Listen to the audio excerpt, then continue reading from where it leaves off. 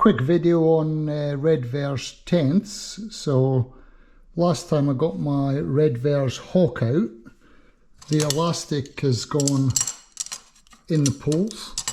It's actually turned to almost string. There's very little elasticity left, and as a result the poles wouldn't spring into place. So I did contact Redverz and they sent me some new elastic. So and it looks like it's a lot thicker and stronger than the ones that were originally fitted. So thanks very much to Redverz. I thought the customer service was outstanding actually. Basically I'm threading the poles now. The easiest way to do it is do a section at a time, and then you work your way through to the end. And then what you find is, when I measured the previous elastic, it looked like it was about one pole to pull through. So what I do is I mark the end of this, and then I'll pull that through this pole to the very end, and then tie it off with the cap piece. And that returns the spring to the poles. So as I said, last time I got the tent out, the elastic's gone, and as a result the poles won't spring into place. Redverz sent me new elastic, really good customer service as I said, and I'll just get it fixed for the next trip. And the little trick on the end, as I said, is one pole, pull the string through, tie it off, and your poles are back into full functionality.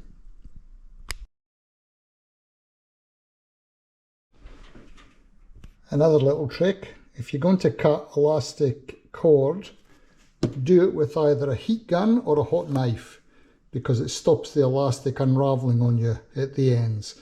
So I always cut my my ropes and cords with a heat gun, or a heat knife rather, and that stops it unraveling at the end.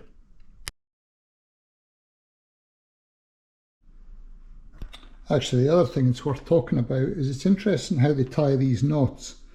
So basically what you do is you tie a little loop knot, just an over and under loop knot, you thread it through the ferrule for the end of the poles, and then basically it goes back through the loop to exactly the same where the other strand comes out, like that.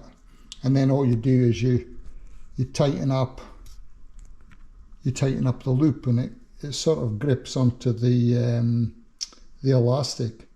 So it's a remarkably simple knot they use for tying the ferrule on. So don't think you have to do any complicated knot. It's basically a loop knot fed through itself, and then it just clamps onto itself. Hope this helps somebody. Thanks for watching.